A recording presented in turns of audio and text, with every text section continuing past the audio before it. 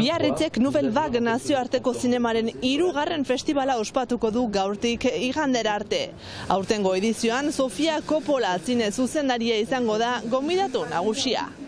Arratsaldeon ikusentzuleok gaurko saioa Biarritzetik agurtzen dugu, esan dugun bezala gaur hasi delako Nouvelle Vague zine festivala. Horretaz gain Aitor Zabaleta lankidea Unas Aizpuruarekin egongo da berriki Euskal Herriko eskolarteko bertsolaritza txapelketa irabazi baitu. Ongi etorri parraldearen orenera.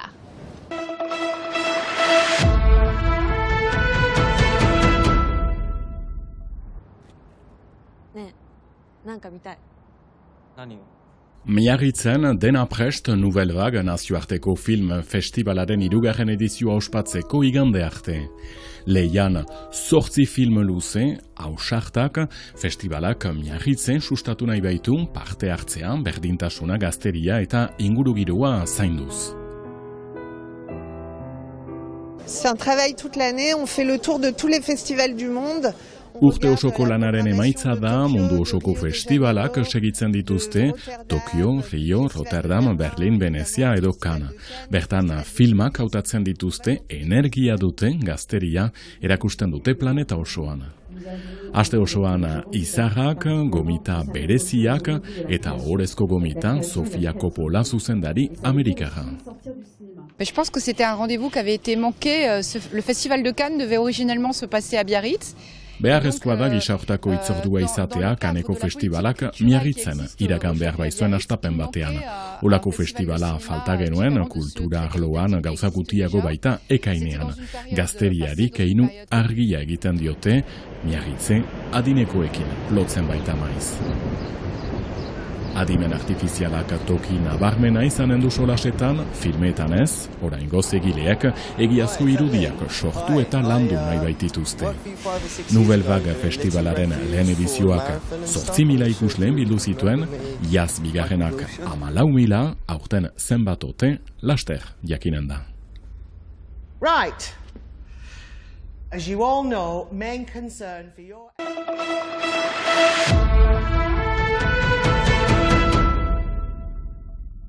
Sazen konpositoren eskubideak defendatzen dituen erakunde pribatuak auzitara eraman du Beñat Elizondo Urruñako saia ostatuko arduraduna eskatutako kuota ez ordaintzeagatik. Egan behar dut historia pixkat egiteko, baduela 30 urte, saia izan antzin, eskatzen nuela, miarritzen ziren orduan bulegoa, gardentasuna zertzen eta nola banatzen zuten diru pila hori biltzen dutena. Eta behin ere ez dut erantzunik garbirik izan.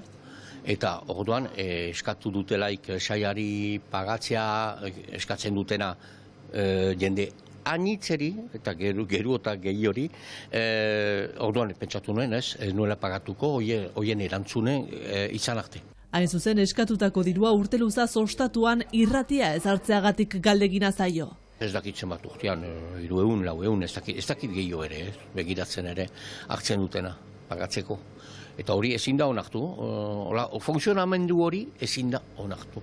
Gizia Borda musikariaren erranetan, erakundeak ez du bere funtzioa betetzen, hots ez ditu artistak behar bezala laguntzen. Musikaria behar litake babestu, lagundu eta obrak intendutenak eta egin dutelarik obra txoba horiek, behar litake dirua ere eskuratu artista horiek.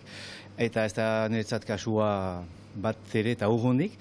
Eta hor dian, netzat sorkuntza hainiz gehiago balitake manera eskualerian, ipar eskualerian segurazki, eta gaztiak, jakinez, baren bat zerten aukera bat, eskuratzea dirutxo hori.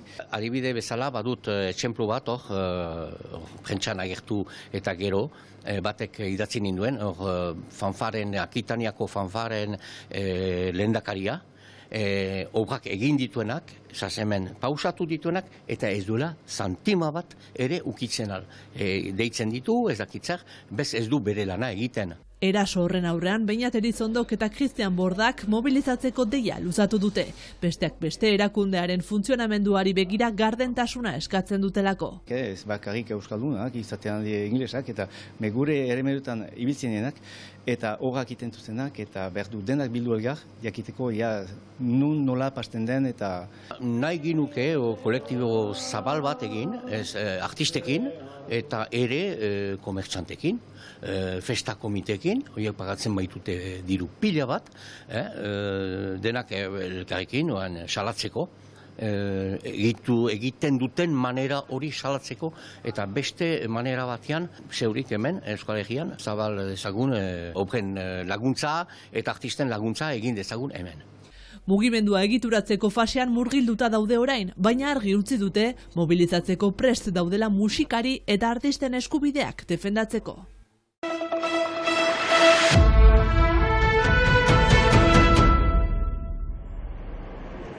Ekainaren 14an jokatu zen Arantzan, Nafarroan, eskolarteko Euskal Herriko bertsolari txapelketako finala. Eta Unai Saizpurua Ibargarai saratarrak jantzi du txapela. Baionan hartu gaitu, oraindik emozioak pilpiria. Feiean oino pixkat nahasiak edo ino ez gixerituak, zeren egazkiz kolpe batez gaitzeko emozio izan zen, jakinik jantzutelarik nire izena, egazkiz idu izan nire burua zertatuko zela eta oino lixeritzen. Txapelketako txapelduna Unai Saizpurua Ibargarai. Entzun nuenean nintzen ikaragajia, lortu dut, egiajan ni joan nintzen ongi pasatzera eta alnuena egitea, baina entzun nuenean ere izena egiajan piskat gauza xuri bat sentitu nuen ere buruan eta zinez edera izan zen. Baina niara... Ariketa zaila izaten da bertsolarientzat 13 lagun holtzan, 6 bertso bakoitzak, irristegiteak garesti ordaintzen da bertan.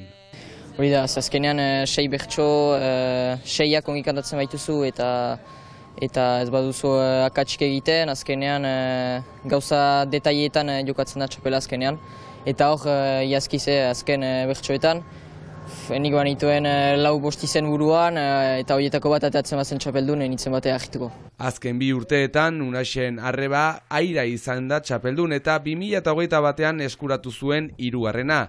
Aita ere bertsolaria dute, Carlos, eta agerikoa da bertsoa zainetan dutela. Familian txikitatik bertsotan ari gira, bai etxean, bai kanpoan, bai mendira joten ginenean, joten garenean. Eta egia jan, nire ajebak gaitzko gauza egin du, irabazi du 3 aldiz eta iparjaldekoa 5 aldiz. Beraz, nire helburua ez da berak bezala egitea, da nik nire egitea eta gero ikusiko. Eta egia jan, bai postu nintzen ikustea etofizela eta onkitu zela, bai bera, bai nire ama, bai nire aita, bai familia guzia. Eta bai familian eraiki dugu gure bertso maila, gure bertso egitura, beraz biziki konten naiz. Eta familia zaratago ikusten da Lapurdin eta Ipar Euskal Herrian lanak ongi egiten ari direla, azken 5 txapelak bertara joan bai dira. Bertsolaritza zaratago kazetari ikastaro egin berri du berrian eta maite duen mundua da, hau ere hitzekin lotua. Egiajan munduak biziki maite dut, idaztea ere biziki maite dut eta joan den urtean egin nuen irratietan ikastaro bat, aski maite datu nuen eta urtengoan nahi nuen ikusi egunkaria nola zen, nola idazten zuten, nola zen giroa hemen. Eta momentuz 4 egun hauek biziki ongi pasatzen ari naiz eta biziki maitatzen ari naiz. Bertsolaritzara bueltan Euskal Herriko eskolartekoa irabazteaz gain silaba txikian ere azpitxapeldun izan da. Eta geroz eta plaza eta holtza gehiagotan ikusten dugun bertsolari gaztea da bera. Jahan gerozta saio gehiago eta gerozta esperientzia gehiago ekartzen du, beraz ni hasteko biziki pozik naiz. Emaitzak ere ari dira ateratzen, beraz behar dut profitatu. Zeren behar bada beste urte batean edo beste momentu batean ez dut lortuko, beraz segitu nahi dut lanean eta hola bertxotan. Familiari musu bat. Ikusentzuleok Unai Saizpurua Ibargarai txapeldunaren agurrarekin doakizue gurea ere. Plazer baduzue, bihar arte.